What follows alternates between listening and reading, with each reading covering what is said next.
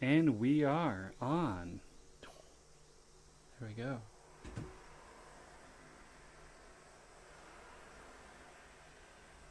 Yep, everything's working.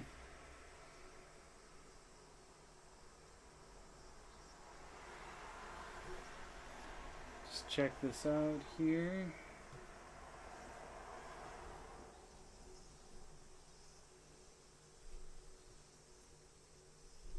Wow, there you go. Yep, everything is working. Everything sounds good.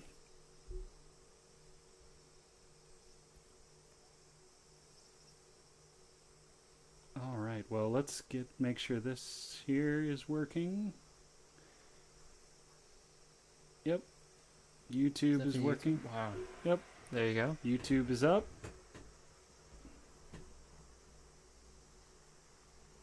And we are connected. Get Twitch up here. Fantastic. There we go. Now we got both chats up. We can look at both chats. All right, well, let's do a self-introduction then. Okay.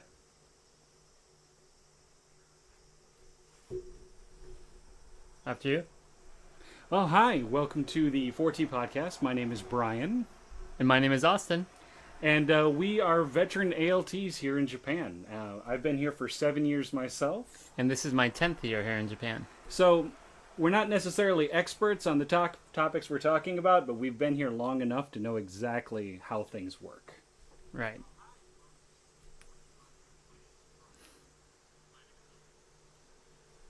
Oh, that's interesting. So if you have any questions for us or concerns, comments, please let us know. All right, so our first topic that we're going to be talking about today Is getting apartments in Japan, something that everyone has to deal with when they first come here. Right. And something that we both, of course, have a little experience with. Definitely. Yeah. So let's talk about experiences getting an apartment first before we delve into the laws and everything else going into getting an apartment. So when I first came to Japan, like very first, I came through a dispatch company. And the dispatch company had already set up most of my apartment and most of all of that other stuff as well. So when I first came, I didn't have to like get off the plane and go look for an apartment immediately. Right. And for me, it was the same as well. I came through a dispatch company and they had the apartment all set up. Now, one thing that's interesting, and I'd be interested to see about your experience, did your apartment have furniture? No, my apartment had an air conditioning. Air conditioning. And I was very lucky. I got something called a Leo Palace apartment, and it came fully furnished. And by fully furnished, I mean it had a bed only. Yeah. Yeah. I mean, I've seen other friends of mine they went to places where there was a desk, a chair, and a quote unquote futon. But the thing was, it had been so used that there was like literally no comfort left to it whatsoever. Yeah, some of the apartments, most of the apartments don't come with furniture. That's just the style in Japan. Some of them, the more recent ones that I've seen, have all the stuff built into the wall. So the desks pull out, and the bed is built in. So it's a Murphy. There you go, It's a Murphy bed. Yeah. So that's been the recent trend. But I think when we both came, there was nothing in the apartments when you come. No. Like, so like the majority of like dispatch companies, they like do contracts with places like Leo Palace. So a lot of times that the ALT will be living in a Leo Palace or a Leo Palace like setup in a location in Japan, unless you live out in the boondocks. Yeah. And then when you're living in the boondocks, it's a whole different story. You can end up anywhere from, I had friends who ended up in a ryokan, the traditional Japanese hotel, to a old house that was just rented out by a family friend of the dispatch company. Right. So there's a lot of different things you can end up with when you come to Japan. So one of the things that I ended up with was a little small apartment in this little village outside a bigger city. Hmm. And when I got my apartment, I was like, we went to training, and training's like, oh yeah, don't worry, they have refrigerators already there. You have your what is it? They have your bed and everything ready for it. And I'm like, great. I looked at the price for my apartment per month. I was like, great. It's actually pretty cheap. And I get to the apartment and I walk inside. I'm like, where's the bed? Where's the refrigerator? I mean, just those two things I'd have been set. But I get into the apartment, there's nothing. Hmm. Not only that, is what made it even worse is like if we have a problem, we're supposed to call our dispatch company. Right. Like if there are issues. And I hadn't even got my phone at that time. So I Oh. literally just walked through the front door, hadn't even gotten the phone. And I'm like, I need to go to a pay phone to call my dispatch company and take a stack of 10 yen coins. Yep. Yeah, that's one of the harder parts. Definitely making sure that everything's there and getting connected with either your dispatch company or the landlord Right. of the building you're renting out. I was lucky when I came. The dispatch company, they came all the way. We drove from. They gave me a car. I had my international license, and we drove 5 hours from Tokyo all the way up to North Japan, where we are now. And the guy was exhausted. He had been working all day, but he stayed with me at the apartment, called everyone, got the bed delivered, got internet set up, and stayed until the middle of the night and then left. So I had a little better experience moving in than you, I think. Yeah. Sounds like. I was dropped off and said, because I hadn't even got my rental car yet. So they literally dropped me off at my apartment and said, someone will be by in like 2 or 3 days to help you go get groceries and whatnot. Like, 2 or 3 days, what am I supposed to do during that time? I don't even have a fridge. Yeah. For me, I was lucky. They had the little mini fridges you get in like university. Yeah. That's about all I had my whole time in my first apartment. Yep. Yeah, and one little IH heater. Yeah. That's about it. Yeah. Yep. I went out and bought like a hot plate. Oh An yeah. IH, like induction heating Yep. hot plate. And I got a microwave that I got at a secondhand shop. Ah, there you go. And then I finally got a refrigerator. And because I was in Ishinomaki at the time, and this was directly after the disaster, everyone's telling me do not buy the used refrigerators. Because some of the refrigerators might have been in the disaster and got salt water in them, and then there'd been corrosion and Right. all this stuff. So you need to buy brand new. So I went out and I bought a brand new fridge, not a full size one, like a half fridge. Right. Yeah. It was bigger than like the college dorm fridge, Right, but like I was, had. but it's smaller than your full size fridge. Right. Did yours have the freezer? Yep, As they well? had a freezer. Yeah. Okay. Yep. Yep. So, that was the one thing that people were telling me. So that was the one thing new that I bought. Nice. The only thing new I bought was dishes and silverware. Mhm. That's one thing that really didn't come with my apartment. Yep. That was a necessity. Yep. So for the first couple of days, I just ate bentos from the local convenience store. Yep. Same here. I mean, but the other thing is that the dispatch company that I had worked with said it's going to be 2 months before your first paycheck. Oh wow. Yeah. So they said you get paid 1 month behind. Okay. So I brought enough money to get me by for the 2-month period before my first paycheck. But I didn't factor in that I wasn't going to have a fridge. So I lived in my apartment for 2 months without a fridge. Wow. So how much weight did you gain that first couple months? Yeah, it was. Yeah. I got pretty big. Yep. Yeah. I think that's in university. It's the freshman 15. In Japan, it's the newbie. There's got to be a fun way to say that, but everyone gains weight the first time they come here a little bit. Definitely, especially if the convenience store is close enough. Yeah. Get the fried chicken and the royal milk tea. I mean, yeah. like when you're here before, the culture shock really hits in and whatnot. You want to try everything, like every snack, Yep. every drink, every alcoholic drink. Oh yeah. Yeah, you're like a kid in a candy store. Just walk through, grab one thing, you don't know what it is. Yep. And then next thing you know, you put on 10 pounds, 5 kilos, Yep. somewhere around there, and you are you're not as healthy as you Yeah, thought. not as spry as you used to be. Right. So you were talking about bringing money to and having money in your to survive for the first couple months. Yep. So when I came to Japan, I was advised to have 3,000 US dollars Yep. with me. How about you?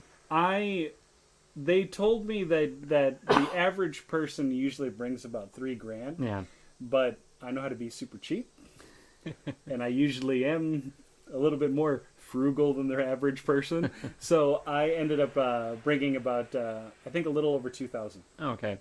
So when you moved into your apartment, I know in Japan it's normal practice to pay before you move in, you have to pay 1 month's advance rent, and then you have to pay the key money. Mm-hmm. Did you have to pay key money to that's a practice that's kind of disappeared as time Yeah. has gone on, but Are we talking about Daikeen?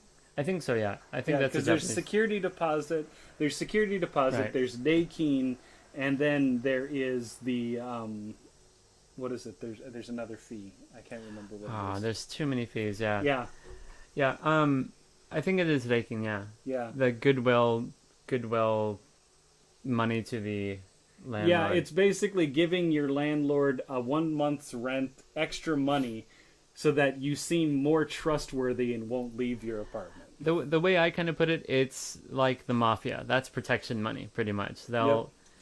You put that down saying, I'm going to be a good person, just don't mess with me. I'll behave. Right, but it's only a one-time fee. It's not like something you have to pay Yeah, it's over and over and over and over. one-time fee, non-refundable. Yep. You'll lose that. For me, it was 250,000 yen. Oh, and speaking of security deposit, you will also lose that too. Oh, 100%, yeah. Yeah. Yeah, I don't think there's any case where you do get that back. I can't No. think of any. Because like in like the US, when you get an apartment, you put down a security deposit. Right. If the apartment is clean, pristine, and everything like that, you get that money back. But in Japan, even if it's completely immaculate, you had a cleaning company come in and clean that apartment top to bottom for less than the cost of the security deposit, your landlord will still tell you that, sorry, you don't get your security deposit back. So Yeah. do not expect to get your security deposit back. Ever. And well, I know that sounds a little unfair. The laws in Japan, they favor the landlord over the person renting. So landlord pretty much has the say in everything. Pretty much. Yeah. I mean, it even... And this goes into a little bit that we should talk about how you get an apartment in Japan. Yeah. So, Austin, when you go to get an apartment in Japan, do you just kind of, open up the newspaper, look online and see an apartment and just call up the landlord and say, hey, I'd like to rent from you? As nice as that would be, no. This is Japan, and the bureaucracy is everywhere. So you have to go through the correct channels to get there. Right. So when you go through the dispatch company, they take care of everything ahead of time. But when you're not dealing with dispatch company, Mm-hmm. you have to start with figuring out the area you want to live in, get that pat down, figure that out. Then you go to the what is it, realtor, the fudosanya, Mm-hmm. and from there, then you can go visit the apartment buildings, and then you can figure out which one you want, and then negotiate, if they have it, negotiate price. Right. Yeah. So, another thing that that I found is that when you go to a location as a foreigner going into the location, they have a giant booklet of places you can visit to see if you want to rent there. But they always skip over a few pages. It always seems to be on. They do have every time I've gone to get an apartment after the dispatch company, it's been with my wife. So she's been she's been the one to handle everything. But they Mhm. do seem to kind of avoid different sections if you are a foreigner, Yep. which is interesting. Well, it's actually really funny because like when I was in Sendai and I was actually looking for an apartment, the guy that I went to go rent through, I think it was Abel. He looked very worried. He had this worried look on his face. And originally I thought that he was worried because what was it? Because he was working with a foreigner. Well, he was worried because he was working with a foreigner, but it wasn't the your stereotypical kind of like scared of foreigners. It Right. was the fact that it was going to be hard to find an apartment. One of the main problems, especially after the disaster in Ishinomaki when I had moved to Sendai, was finding landlords that would rent to foreigners. Yeah. Yeah, it's I think before 2000 the laws made it that landlords were able to restrict renting out apartments to anyone they wanted to. So Yep. they could say, we have the right to deny service to you. Doesn't matter your race, creed, gender, sexuality, anything. I think after 2000 it changed a little bit, so it's a little more difficult for them to say just because you're a foreigner you can't move here, but it still is a practice that happens even today. Yeah, I mean, I think one of the prefectures where it's illegal is Kawasaki Prefecture, and I think that is the only prefecture in Japan where there can actually be legal ramifications for doing this. Yeah, that's the only one I can think of because everywhere else it seems to be just a natural part of business. Yeah. Yeah. So, So I went to look for an apartment in Sendai. They opened a book.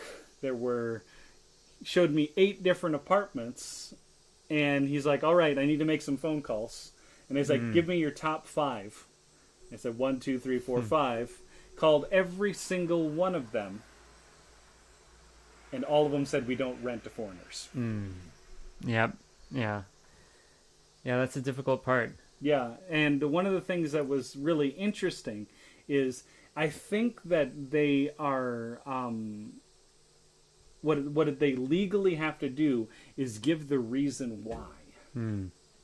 They have to give a reason why, if I'm not mistaken. Right.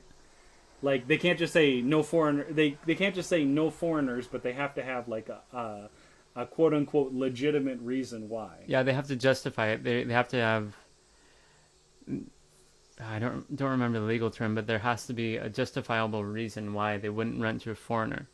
And if you do end up renting from an apartment building and you find that maybe they're charging you more than others because you are a foreigner, that's technically illegal. Yeah. Unless you can have paperwork that shows that you're paying more than other people or that you're being discriminated against, Right.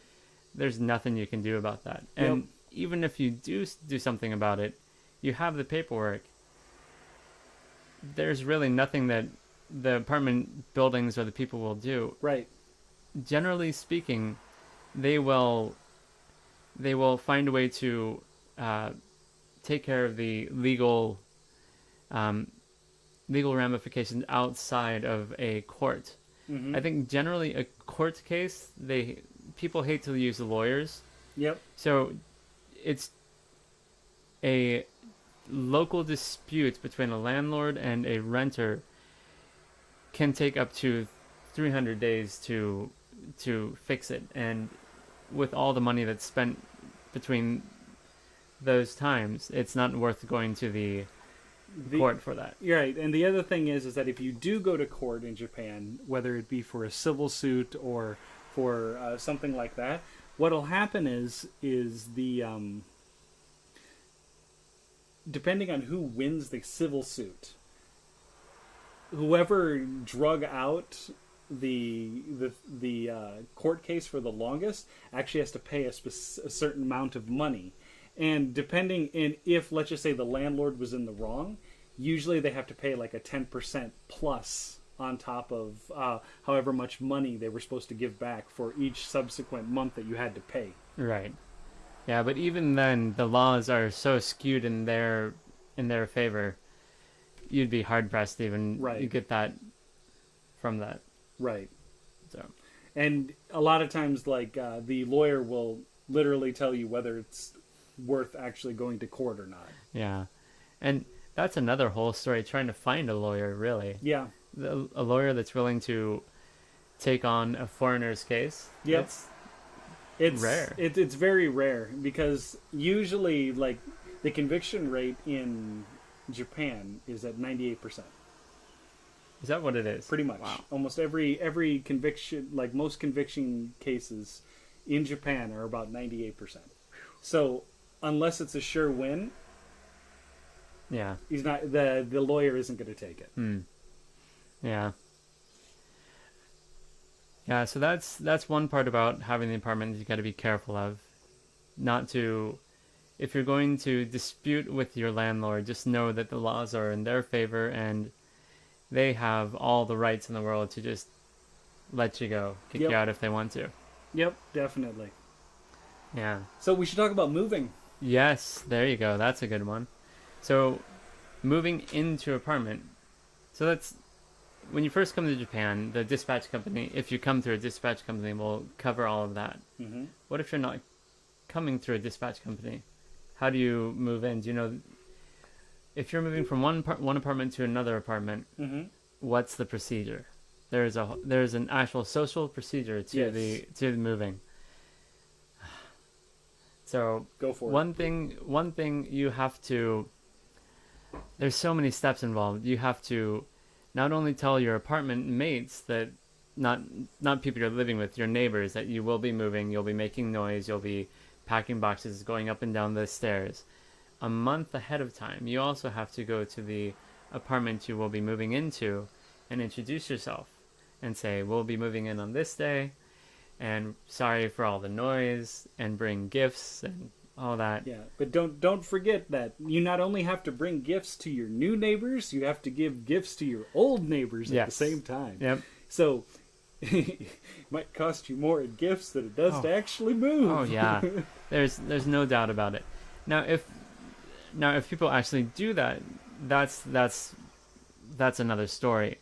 I've had living in apartments. I've had people just move in, move out without really doing any eyeshots or coming in greetings. But I've made it a point when I move into apartments. I've lived into 3 different apartments to always definitely put my best foot forward and Yep. do the eyeshots at everyone. And it costs, like he said, it does cost a lot of money. Pretty penny. Yeah, especially if you're close to your neighbors, you gotta get something really nice.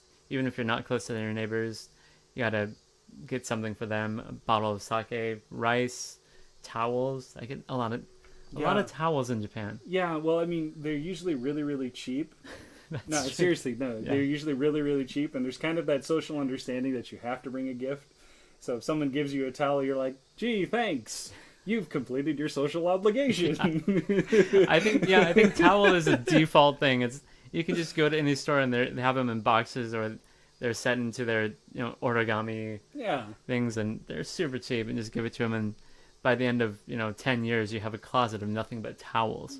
Yeah, well, I mean, the other thing is that, like, towels are pretty much always a safe bet because Exactly. people have, food allergies. Because, bringing food items and whatnot is usually something that you do, like, neighbors. Yeah, Like, as an example, my father-in-law sent my wife and sons, 4 medium-sized watermelons. wow. Now, there is no way that the 4 of us are going to be able to eat 4 medium-sized watermelons. We're thankful for them. So we take a watermelon and we take it to the neighbor. And neighbor lived right next door, has, a husband and wife with 2 kids, 2 boys. So take a watermelon, give it to them. Less than 3-4 days later, they come back with a giant sack of potatoes that they had gotten from their garden. So, I mean, it's one of those things about moving. And even with apartments, whether it's a house or an apartment, usually works the same way. Yeah, it generally seems to. And a lot of the gifts, depending on where you live, they will either be store bought or they will be, like you said, taken from your own personal garden. And it seems in the Inaka, in the wilds of Japan, taking things from your garden seems to be more of a thoughtful gift. There seems to Yep. be more of a they seem to cherish it a little more. Right. I mean, it's this is directly from you and your family, like your family's garden, instead of you actually going out to a grocery store and buying Yeah. something and giving it. Yeah, it just shows that extra caring. So- Yeah. Yep. Yep. So, also with moving companies. Yes, there are a lot of moving companies actually. Yeah. There's like is it Sakai? There's Sakai. There's the one Ichini-san. Yeah, Ichini-san or Zero Ichini-san. Is it Zero Ichini-san? Yeah. And There's- then there's what is it? There's this Cloud one. I think The it's called Cloud? Cloud. Really? I think it might be a local one out of Sendai, but Oh, that was okay. the one that my wife and I used when we moved from our apartments to the house here. Okay. Have you? So you've used a moving company? Oh yeah, Okay. Whenever we move, we just throw it in the back of our truck and go. right. Well, you have to understand that my wife had her vehicle, her small vehicle, and we had to move a bed, Ooh. Oh, well, Like- there you go. Yeah. like a big bed, Yeah. and she also had a lot of stuff in her apartment. And it's also the Japanese thing to actually hire a moving company, no Yeah. matter how how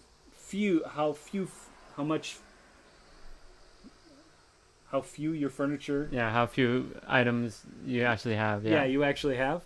And so we ended up getting a moving company, and it was really nice because the moving company actually went to her apartment, which was in Ishinomaki, moved her stuff to the house, then came to Sendai and got my stuff and moved my stuff to the house. So what's the experience like when they come to pick up everything? Do you box everything up before they come? Well, there's two parts to this. So usually what happens is that you sit down with a person that does all the planning for it, and usually they come to you, like it could be a month, it may be like 2 weeks prior to them actually coming and actually doing the move. So you tell them, hey, I'd like to move on this such and such date, and they'll be like, hey, let's schedule a time. Well, what date do you want to move?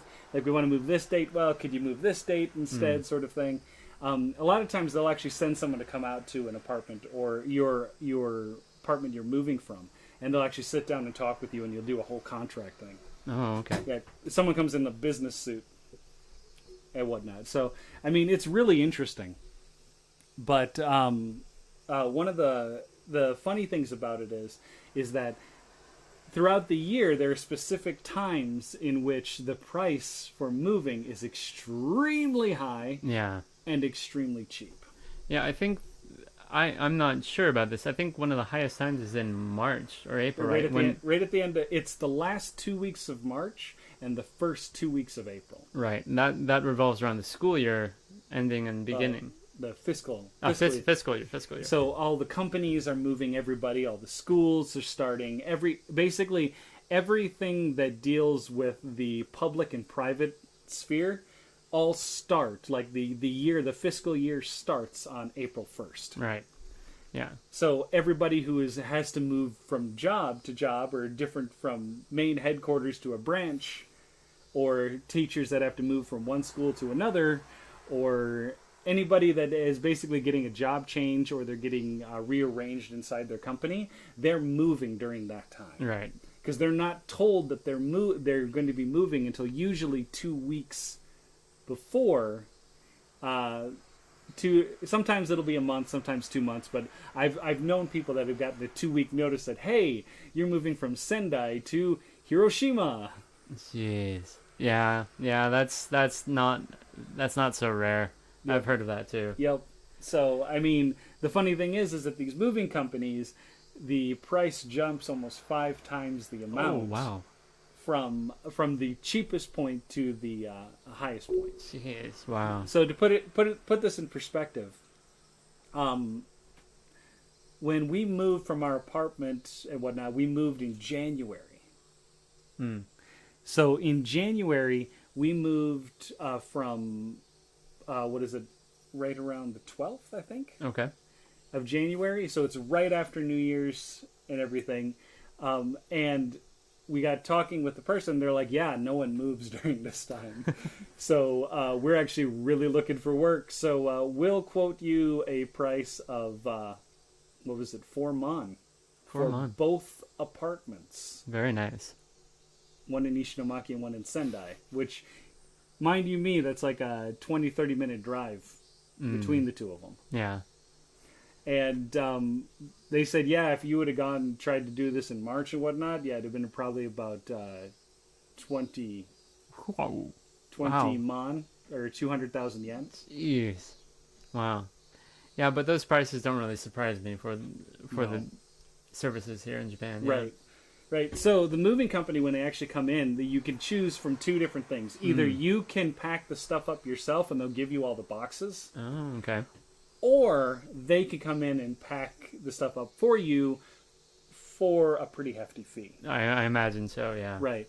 Now, when they do come, they move everything for you, and they have like these giant blankets that they throw out. Like if they're moving a refrigerator, they're moving like a washing machine and whatnot.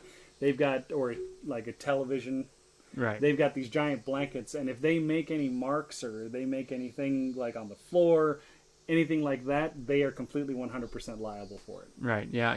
You've always seen, they put the padding up on the walls and on the floors they put the carpets, like you're saying. Everyone comes in their paper. When they come in, they put in paper shoes and everything as well. Yep. Yeah, I've never used a moving company, but it'd be interesting to watch the process. The other thing is that one thing that the company doesn't tell you should do, but you should do on your own just to be safe, is to go around your apartment or house and take pictures Yeah. of the walls and whatnot, and make sure that they're like dated, stamped, whatever, and then have the moving company come through, and if they make any marks or anything on the wall, you take pictures. And then you can open a dispute with the moving company.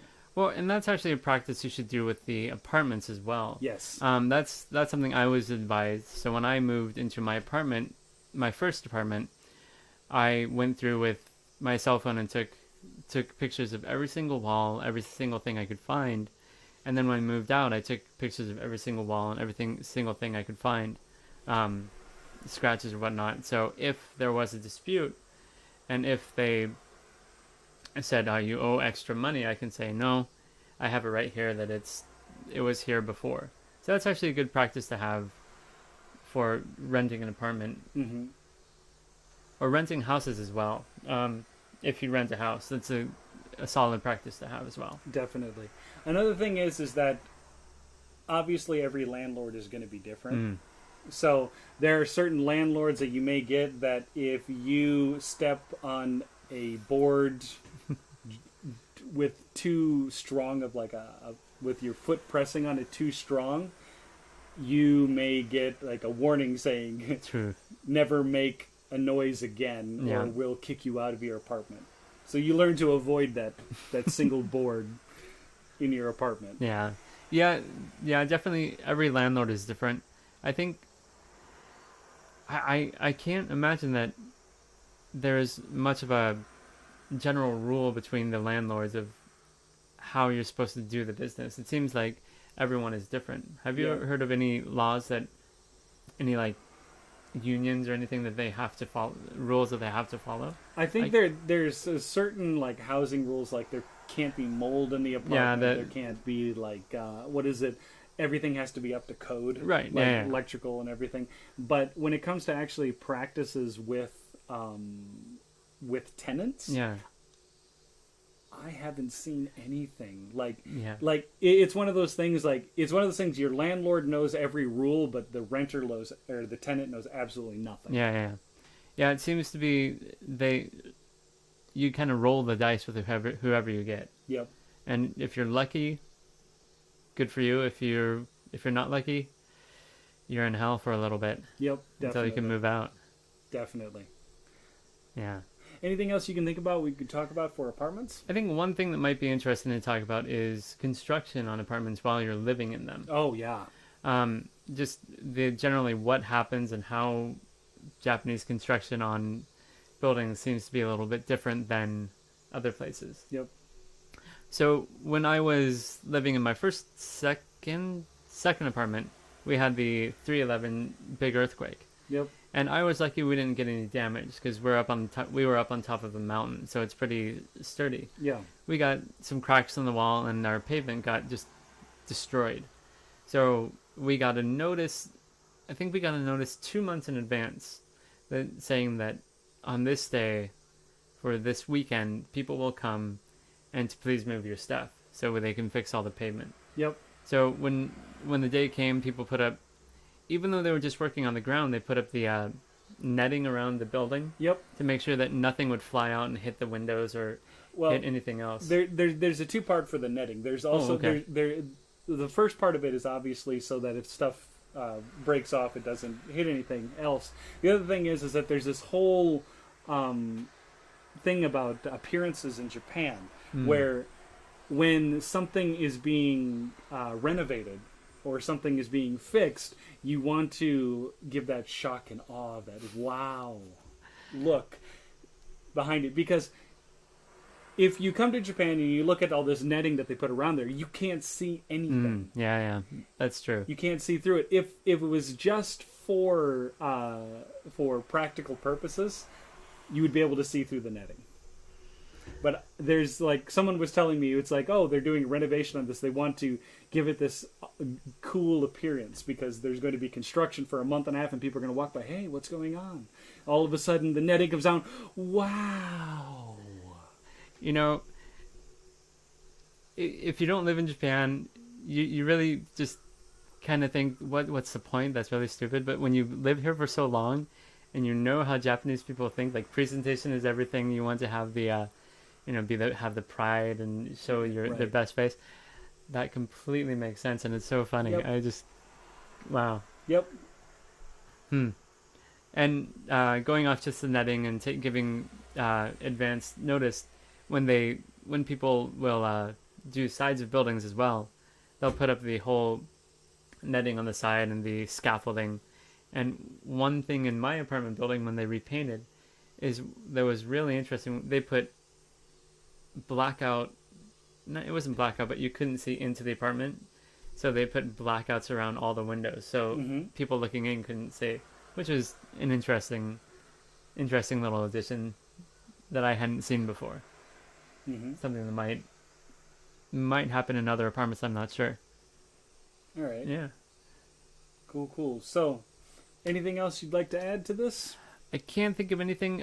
If you do come to Japan, one of the largest companies that you would want to look for getting an apartment would be Chintai. Well, there's Chintai and Must, Mini. Mini. There's only like 4 major ones, all nationwide, or 4 or 5. Yeah, well, so Mini is one, Chintai is one, Must is another one, and then there is, it's not Mitsui, it's something along I think it's Mitsui. Mitsui, but Mitsui normally only deals in high class. Okay, yeah, the mansions and the 5-star, the giant ones. We should tell them about the 1K, 1 LDK, 1. That was another thing we totally skipped over for apartments. Okay, so the measurements for Japanese apartments are interesting. So they're measured by how many tatami mats can fit into a room. So a tatami mat is one by... It's about 1 meter or a little over 3 feet. Right. By, like, I want to say like 70 centimeters. It's something like that. It's something. It's like between 60 and 70 centimeters. So if you sit with your hands on your knees, that's pretty much one tatami mat. Pretty much. That's the width of one tatami mat. And so that is a joule. It's joule. So if you look at if you go shopping for an apartment in Japan and you see, 6 joule, roku joule, there's 6 tatami mats that can fit in the room. Right. Which that's 6 roku joule is pretty normal for an apartment. Yeah, no, that would be like your bedroom. Yeah, That would be a bedroom. That would be a good bedroom size, or even a larger kitchen. yeah. Rokujo's pretty good. Yep. One of the apartments I was in was Hachi 8. Wow, lucky. So it was 8 Joe. That was the main like bedroom. It was a lot bigger, obviously, Right. but it wasn't so significantly so much. It wasn't so significant that I noticed like the 6 between 8. There really isn't. Yeah, there's not much really. The biggest one I've ever had was it was a studio apartment, and it Ooh. was 16. 16. 16. Wow. I can't even. Oh, okay, that's pretty big. Yeah, I mean it was expensive and whatnot, and it was it was a 1K, which means that it was one room and a kitchen. Hmm. And when they say like you have like 1K, 1 LDK, 1 LK, Mm. and whatnot, what they're talking about is your living room, kitchen, and then the number corresponds to how many bedrooms are in it. Right. So there's all the different codes, like he was saying LDK, LK, DK.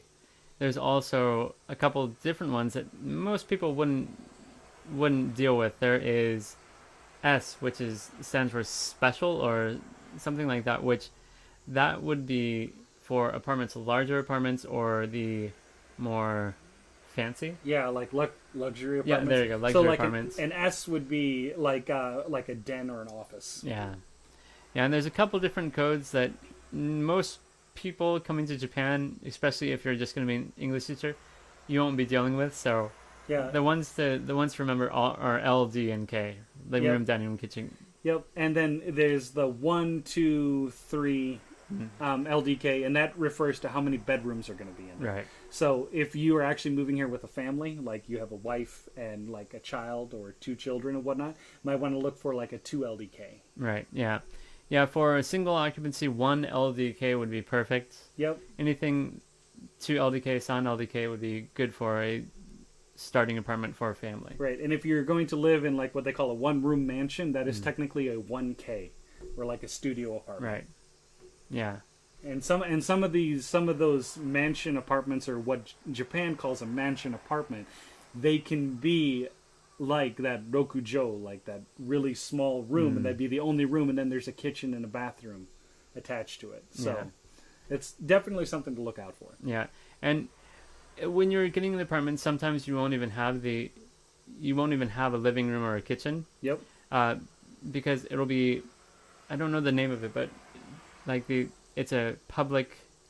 The bath is public. The kitchen is a public, like a share house. There's share houses the share house, or they call, I think they call it a ryo. okay. Dormitory. Kind of, yeah, dormitory style. Yeah, that's dormitory style. Yep. Where everything is kind of public. You have your own room, and then everything else is public. Yep. It's not so.